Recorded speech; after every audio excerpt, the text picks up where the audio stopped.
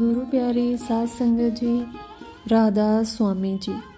प्यारी साध संगत जी, ये बात सतगुरु महाराज जी के समय की है, जब एक सत्संगी सतगुरु से कहता है कि हे सच्चे पातशाह, मैं अपनी तकदीर से बहुत परेशान हूँ। मैं जिस काम में भी हाथ डालता हूँ इसमें असफल हो जाता हूँ। मेरा वो काम बनता बनता ही बिगड़ जाता है। काम बन भी जाता है लेकिन बाद में फिर बिगड़ जाता है, और हर बार मेरे साथ ऐसा ही होता है।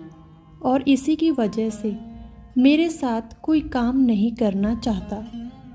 और मैं रोज़ाना मालिक के भजन बंदगी भी करता हूँ और उसके आगे विनती भी करता हूँ, हे मालिक मुझ पे रहम कर, मेरे साथ जो भी हो अच्छा हो। लेकिन मेरे साथ हर बार ऐसा ही होता है, मुझे हर काम में असफलता ही मिलती है। तो उसकी ये बात सुनकर सतगुरु बड़े ही प्यारे तरीके से समझाते हुए कहते हैं कि मालिक अपने भक्तों के साथ कभी भी बुरा नहीं होने देता, वो तो सबके साथ अच्छा ही करता है। उसके किए गए हर कार्य में कोई राज जरूर छिपा होता है जो हम समझ नहीं पाते। हमारी बुद्धि उसे समझ ही नहीं पाती, और उसे समझने के लिए मालिक की मेहर चाहिए। जिस पर उसकी मेहर होती है केवल वही उसके भेद को समझ पाता है। और यहाँ उसे समझाने के लिए सतगुरु बहुत ही प्यारी सी साखी उसे सुनाते हैं। सतगुरु कहते हैं कि एक गांव में एक फकीर रहते थे, और जिस गांव में वो रहते थे उस गांव में पशुओं को पालने का रिवाज हुआ करता था। किसी ने अपने घर की रखवाली के लिए कुत्तों को पाल रखा था, और किसी ने अपने खेतों में काम करने के लिए बैलों को पाल रखा था। तो उस गांव में सभी लोगों ने किसी न किसी जानवर को अपने काम करवाने के लिए पाला रखा था। तो वो जो फकीर उस गांव में रहते थे वो सदा ही मालिक की रजा में राजी रहते थे।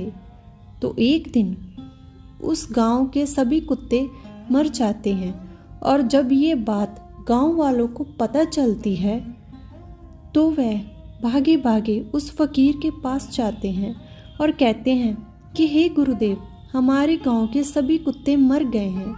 हमें लग रहा है कि कोई महामारी फैल गई है जिसके कारण हमारे गांव के सभी कुत्ते मर गए हैं। तो ये बात सुनकर वो कहते हैं कि कोई बात नहीं, इसमें भी उस परमात्मा की कोई मर्जी होगी, तुम चिंता मत करो। और दूसरे ही दिन उस गांव के दूसरे जानवर भी मर जाते हैं, जैसे कि किसी के बैल मर जाते हैं, किसी के मुर्गे मर जाते हैं। और तीसरे दिन भी ऐसा ही होता है। तो गांव वाले परेशान होकर फिर उस फकीर के पास चलते हैं और कहते हैं, हे गुरुदेव, पहले तो हमारे गांव के सभी कुत्ते ही मर गए थे, और उसके बाद हमारे पशुओं की मृत्यु होने लगी। किसी के बैल मर रहे हैं तो किसी के मुर्गे मुर्गियां मर रहे हैं। ये अवश्य ही बहुत ही चिंता वाली बात है। ये अवश्य ही कोई ऐसी महामारी है जो हमारे जानवरों को मार रही है। हमें जल्दी से जल्दी इसका कोई उपाय करना होगा, नहीं तो हमारा बहुत नुकसान हो जाएगा, क्योंकि इसके बिना हमारे काम रुक जाएंगे। हमारी खेती हमारे बैलों की वजह से ही होती थी, और कुत्ते हमारे घरों की रखवाली किया करते थे। लेकिन अब तो सभी जानवर मर गए। अब हमें अपनी चिंता सताने लगी है कि कहीं ये महामारी हम इंसानों में ना आ जाए। तो कृपया हमें इसका कोई उपाय बताएं कि हमें अब क्या करना चाहिए। तो उनकी ये बात सुनकर वो फकीर कहता है, इसकी चिंता करने वाली कोई बात नहीं है। आप इतनी चिंता क्यों कर रहे हैं? वह अल्लाह मालिक जो पूरी दुनिया को चला रहा है, क्या उसको इसके बारे में नहीं पता? क्या उसे हमारी परवाह नहीं है? वो सब जानता है, और ये जो भी हो रहा है इसमें उसकी कोई मर्जी होगी। इसलिए हमें चिंता नहीं करनी चाहिए। हमें सब कुछ उसके ऊपर छोड़ देना चाहिए, क्योंकि होता तो उसकी मर्जी से ही है। हम तो उसकी कठपुतलियाँ हैं, उसके इशारों पर नाचती हैं। तो उस फ़कीर की ये बातें सुनकर कुछ गांव वाले नाराज़ हो जाते हैं और कहते हैं कि पिछली बार भी जब ऐसा ही हुआ था तब भी इन्होंने ऐसा ही कहा था कि सब कुछ उस मालिक की मर्जी से हो रहा है, जबकि ऐसा कैसे हो सकता है? सभी जानवर एक साथ कैसे मर सकते हैं और हमारा इतना नुकसान हो गया है और ये ऐसी बातें कर रहे हैं। तो कुछ गांव वाले नाराज़ होकर वहां से चले जाते हैं। उसके कुछ दिनों बाद ही रात के समय उस गांव में डाका पड़ जाता है। डाकू लूट मार करते करते उस गांव में भी आ जाते हैं। रात का समय होता है, तो जब वो दूसरे गांव से लूट मार करके इस गांव में प्रवेश करते हैं और देखते हैं कि पूरा का पूरा गांव वीरान पड़ा है, यहाँ पर कोई हलचल नहीं है। तो गांव में कोई कुत्ता भी दिखाई नहीं दे रहा, कोई बैल दिखाई नहीं दे रहा। तो ये सब देखकर जो डाकुओं का सरदार होता है वो कहता है कि ये गांव वीरान पड़ा है, लगता है यहाँ कोई नहीं रहता, चलो आगे बढ़ते हैं, किसी दूसरे गांव में जाकर हम हमला करते हैं।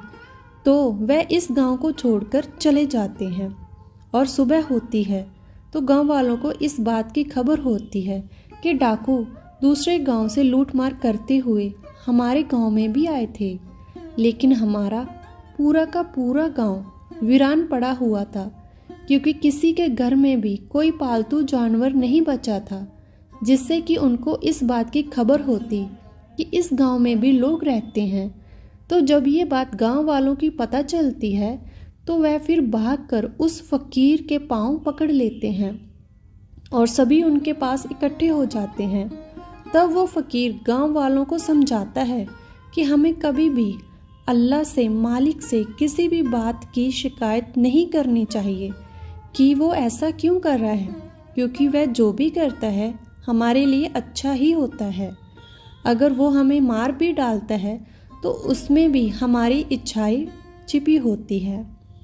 वह मालिक हमें इसलिए मृत्यु नहीं देता कि हमारा समय इस संसार में पूरा हुआ, वह हमें इसलिए मृत्यु देता है कि उस समय हमारा मर जाना ही हमारे लिए अच्छा होता है, इसलिए वो हमें मृत्यु देता है। और इंसान कभी कभी उसकी रजा को नहीं समझ सकता, क्योंकि जब बच्चा पेट में होता है, अभी 4 ही महीने हुए होते हैं, तो वो मालिक बच्चे में जान डाल देता है और हम माँ के पेट में बिना श्वास के रहते हैं। जो हमें बिना श्वास के माँ के पेट में रख सकता है और हमें बिना मुंह के माँ के पेट में भोजन दे सकता है, क्या वो इस संसार में हमारी रखवाली नहीं कर सकता? क्या उसको नहीं पता कि हमारे लिए क्या अच्छा है, हमारे लिए क्या बुरा है? हम किस बात के लिए उसके आगे शिकायत करते हैं? वह जो भी करता है हमारे लिए अच्छा ही करता है। हमें तो केवल उसका शुक्र करना चाहिए, उसकी रजा में रहना चाहिए। और जो शुक्र नहीं करता उसके ऊपर से वो मालिक अपनी दया मेहर का हाथ खींच लेता है। तो हमें ज़िंदगी में कभी भी मायूस नहीं होना चाहिए, सदा ही उसका शुक्र करना चाहिए। जो भी उसने हमें दिया है हमें उसका शुक्र करना चाहिए, दुख में भी उसका शुक्र करना चाहिए और सुख में भी उसका शुक्र करना चाहिए। और हमें कभी भी उसके आगे किसी भी बात की शिकायत नहीं करनी चाहिए कि हमारे साथ अच्छा नहीं हुआ, क्योंकि हमारी बुद्धि उसकी रजा को समझने की काबिल नहीं है। ये बात तो केवल वही समझ सकता है जिस पर उसकी दया मेहर होती है। अंत में सतगुरु कहते हैं, तो ज़िंदगी में कभी भी हमें मायूस नहीं होना है, परेशान नहीं होना है, उसकी दी गई दातों का शुक्र करना है, उस मालिक की भजन बंदगी के लिए वक्त निकालना है। लेकिन हम तो शिकायतों से भरे रहते हैं। अगर हमारे कुछ पैसे कहीं गिर जाते हैं तो हम शिकायत करने लगते हैं, अगर हमारा कोई नुकसान हो जाता है तो हम शिकायत करने लग जाते हैं, जबकि हमें तो उसका शुक्र करना चाहिए, क्योंकि जब हमारा कोई नुकसान होता है तो उसमें भी उस मालिक की रज़ा होती है, उसमें भी हमारे लिए अच्छा छिपा होता है जो हमें दिखाई नहीं पड़ता।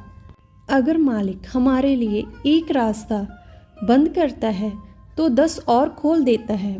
प्यारी साथ संगत जी, अगर आपको साखी अच्छी लगी हो तो कृपया इस चैनल को ज़रूर सब्सक्राइब कीजिए। राधा स्वामी जी।